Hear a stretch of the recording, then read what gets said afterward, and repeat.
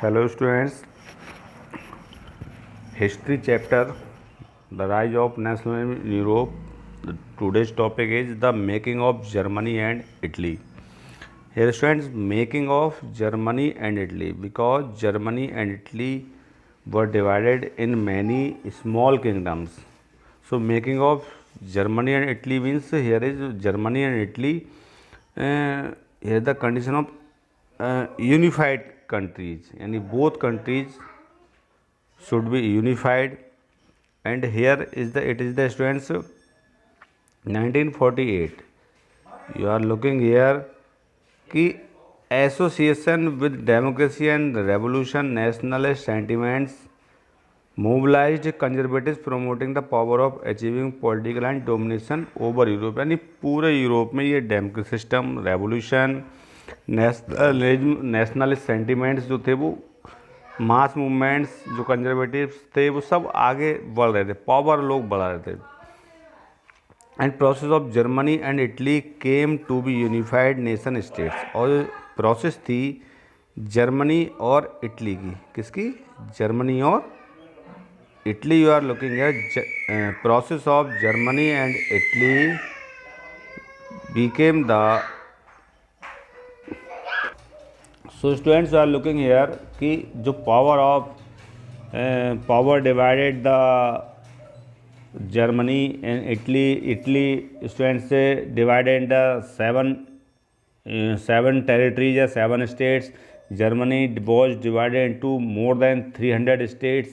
So German states were week, यानी क्या थी वो, उसमें डिवाइड थी स्टूडेंट्स. और मिडिल क्लास जो पावर्स थे 1948 में, यू आर लुकिंग हेयर कि try to unify different German confederation nation. अब स्टूडेंट्स इसमें क्या था कि उसको जर्मन को कलेक्ट करने में बड़ा रोल प्ले कर रहे थे. जैसे कंबाइंड पावर जो थी, मोनार्की जो सिस्टम था, है ना, you are looking here monarchy system. Military support by the large land owners junkers. जो लार्ज लैंड ओनर्स थे स्टूडेंट्स, उनको हम क्या कहते हैं? जंकर्स कहते हैं. इनके द्वारा इनको सपोर्ट किया जा रहा था. जो पर्सिया के थे, Persia took the leadership the unification chief minister Ottoman Bismarck. It is a important name. Ottoman Bismarck में प्ले वाला चीफ रोल प्ले. तो स्टूडेंट्स इसमें कुछ इवेंट्स थे, सच एज आई टोल्ड कि इवेंट्स जैसे Frankfurt parliament 1848. Frankfurt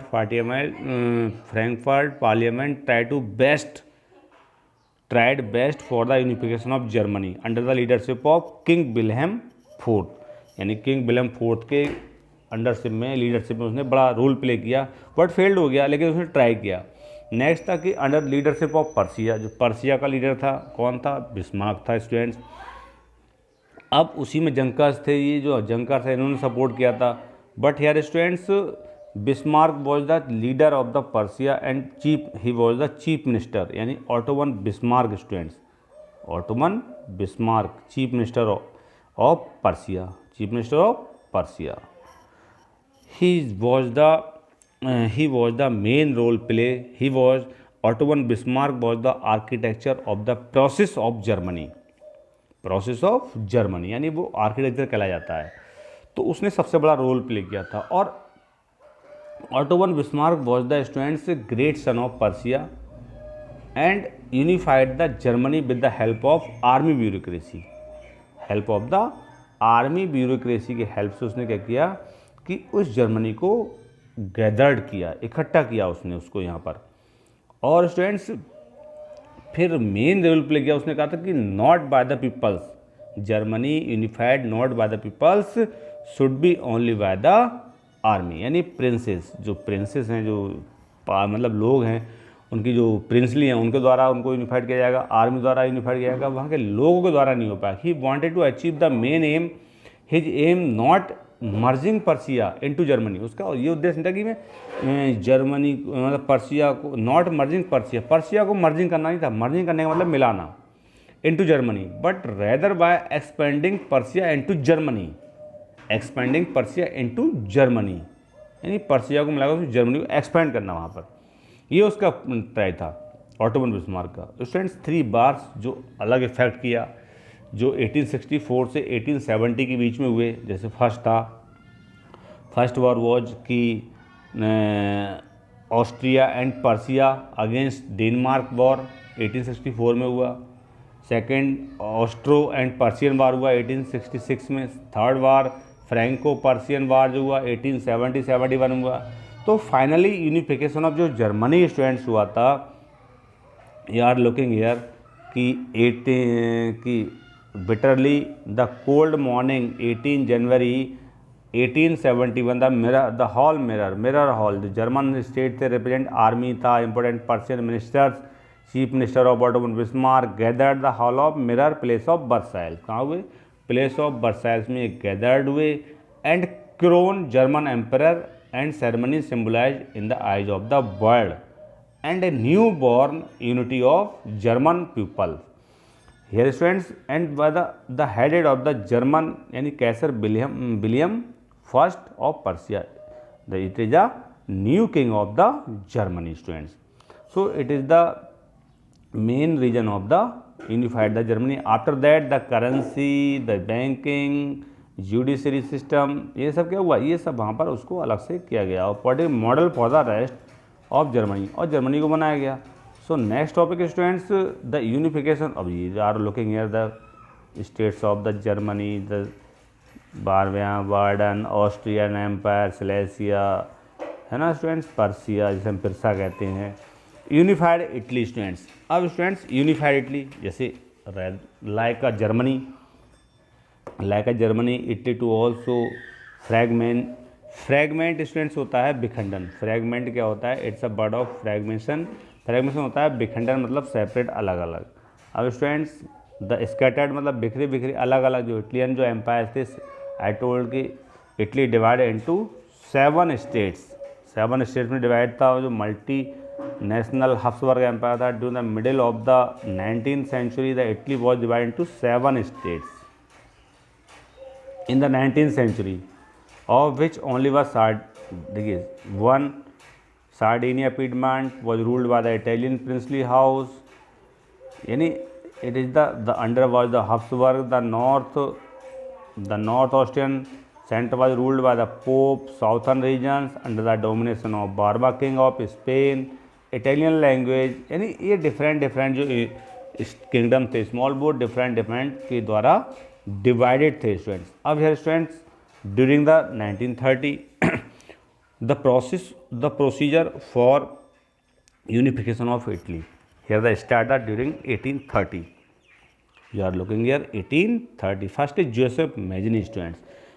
Joseph Mazzini was the leader of the Republican Party, leader of the Italian Republican Party while exiled the 1831 students. He founded a new association, Young Italy यानी society, secret society, एक secret society उसने form की और called the young Italy. Secret society उसने, it was the secret society which was formed by bring out regeneration of Italy through education, and revolutionary uprising 1831 the other 1848 for the unification of Italy but they both fail. यानी young Italy secret society जिसने बनाई, उसने try to unified the Italy but he failed. No doesn't matter students, but he try. Joseph Mazzini is the major role play. Second students Cavour, second name was the students Cavour यानी chief minister. He are looking here Cavour, chief minister Cavour, यानी Cavour became the chief minister of Piedmont students, chief minister of Piedmont, PIE Piedmont यानी chief minister of Piedmont students Cavour in 1852। His main aim was the effect of emancipation of Italy from Austria, यानी Austria से emancipation means होता है students मुक्त करना, अलग करना। उसको ऑस्ट्रिया से क्या था, उसका जो मेन एम था वो उसको अलग करना था, यानी डिफीटिंग ऑस्ट्रिया इन 1815। सार्डिन कैबूर ने उसको सक्सीड यानी डिफीट किया। And troops are large armed volunteer students जो फ्री में सेवा करते हैं। लीडरशिप ऑफ जोसेफ गैरिबाल्डी, यानी नेक्स्ट एक तो कौन था, जोसेफ गैरिबाल्डी था, उसने भी अपना रोल प्ले किया। Joseph Garibaldi was of the red shirt, March in the south Italy and kingdom the two Silesia succeed the binning, तो उसने भी अपना एक अलग रोल प्ले किया स्टूडेंट 1960s में। And to Silesia and succeed the winning support of the local peasants in order to drive out the Spanish ruler, Spanish rulers. अब here students, so student these are the Joseph Mazzini, Joseph Garibaldi, role of Cavour, यानी main role play. अब Victor Emmanuel students, Victor Emmanuel, where is Victor Emmanuel, here you are looking here students 1861 Victor Emmanuel II, Victor Emmanuel II 1861, the first Italian parliament representing in Italy except Rome and Venetia, Rome and Venetia students।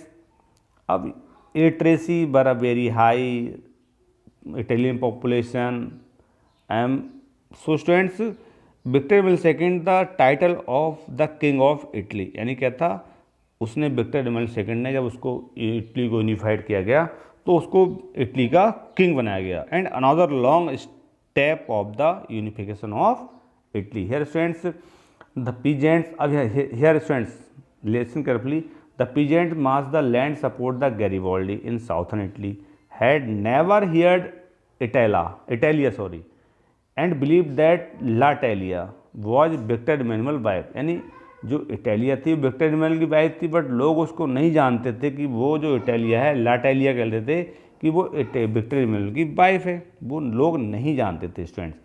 So students it is a Italy.